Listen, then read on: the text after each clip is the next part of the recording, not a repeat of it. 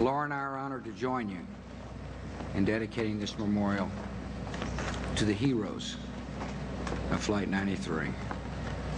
When the sun rose in the Pennsylvania sky 10 years ago tomorrow, it was a peaceful September morning. By the time it set, nearly 3,000 people were gone. The most lives lost on American soil in a single day since the Battle of Antietam. With the distance of a decade, 9/11 can feel like a part of a different era. But for the families of the men and women stolen, some of whom joined us today, that day will never feel like history. The memory of that morning is fresh, and so is the pain. America shares your grief. We pray for your comfort, and we honor your loved ones. September the 11th, 2001, innocent men and women went to work at the World Trade Center. They reported for duty at the Pentagon. They boarded American flights 11 and 77, United flights 93 and 175. They did nothing to provoke or deserve the deliberate act of murder that Al-Qaeda carried out. One of the lessons of 9/11 is that evil is real, and so is courage. When the plane struck the World Trade Center, firefighters and police officers charged up the stairs into the flames. As the towers neared collapse, they continued the rescue efforts. Ultimately, more than 400 police officers and firefighters gave their lives. Among them was the chief of the New York City Fire Department, Peter Gansey. As a colleague put it, he would never ask anyone to do something he didn't do himself. The Pentagon service members and civilians pulled friends and strangers from burning rubble. One Special Forces soldier recalls reaching through a cloud of smoke in search of the wounded. As he entered one room, he prayed to find someone alive. He discovered a severely burned woman and carried her to safety. They later met in the hospital, where she explained that she'd been praying for rescue. She called him her guardian angel. And then there's the extraordinary story we commemorate here. Aboard United Airlines Flight 93 were college students from California, an iron worker from New Jersey, veterans of the Korean War and World War II, citizens of Germany and Japan, a pilot who had rearranged his schedule so that he could take his wife on a vacation to celebrate their anniversary. When the passengers and crew realized the plane had been hijacked, they reported the news calmly. When they learned that the terrorists had crashed other planes into targets on the ground, they accepted greater responsibilities. In the back of the cabin, the passengers gathered to devise a strategy. At the moment America's democracy was under attack, our citizens defied their captors by holding a vote.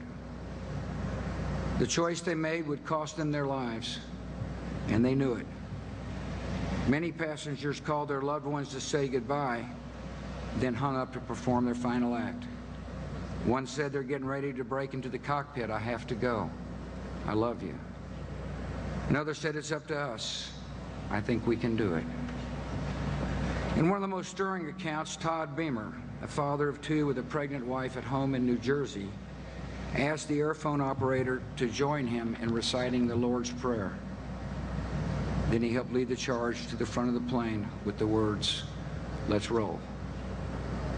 With their selfless act, the men and women who stormed the cockpit lived out the words, "Greater love hath no man than this, that a man lay down his life for his friends." And with their brave decision, they launched the first counteroffensive of the war on terror. The most likely target of the hijacked plane was the United States Capitol. We'll never know how many innocent people might have been lost. But we do know this. Americans are alive today because the passengers and crew of Flight 93 chose to act, and our nation will be forever grateful. The 40 souls who perished on the plane left a great deal behind. They left spouses and children and grandchildren who miss them dearly. They left successful businesses and promising careers and a lifetime of dreams they will never have the chance to fulfill. They left something else, a legacy of bravery and selflessness that will always inspire America. For generations, people will study the story of Flight 93.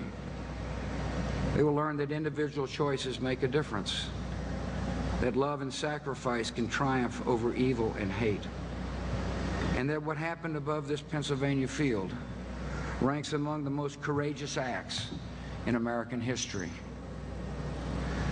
The memorial we dedicate today will ensure that our nation always remembers those lost here on 9/11. But we have a duty beyond memory. We have a duty beyond honoring. We have a duty to live our lives in a way that upholds the ideals for which the men and women gave their lives, to build a living memorial to their courage and sacrifice. We have a duty to find common purpose as a nation. In the days after 9/11, the response came like a single hand over a single heart. Members of Congress from both sides of the aisle gathered on the steps of the Capitol and sang "God Bless America." Neighbors reached out to neighbors of all backgrounds and beliefs. The past decade, our country has been tested by natural disaster, economic turmoil, anxieties, and challenges here at home and abroad. There have been spirited debates along the way. It's the essence of democracy. But Americans have never been defined by our disagreements. Whatever challenges we face today and in the future, we must never lose faith in our ability to meet them together. We must never allow our differences to harden into divisions. Second, we have a duty to remain engaged in the world. 9/11 proved that the conditions in a country on the other side of the world can have an impact on our own streets. It may be tempting to think it doesn't matter what happens to a villager in Afghanistan or a child in Africa, but the temptation of isolation is deadly wrong.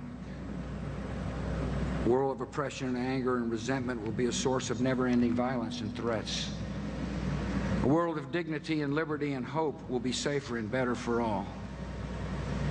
The surest way to move toward that vision is for the United States of America to lead the cause of freedom. Finally, we each have a duty to serve a cause larger than ourselves. The passengers aboard Flight 93 set an example that inspires us all.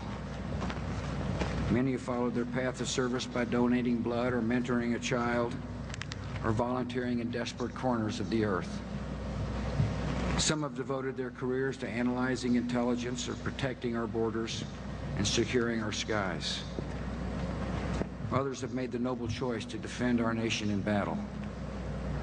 For 10 years, our troops have risked and given their lives to prevent our enemies from attacking America again. They've kept us safe, they have made us proud, and they have upheld the spirit of service shown by the passengers on Flight 93. Many years ago, in 1863, another president came to dedicate a memorial site in this state. He told his audience that in a larger sense, we cannot dedicate, we cannot consecrate, we cannot hallow this ground. For the brave souls who struggled there had consecrated it far above our poor power to add or detract. He added that the world will little note nor long remember what we say here, but it can never forget what they did here. So it is with Flight 93. For as long as this memorial stands, we will remember what the men and women aboard the plane did here.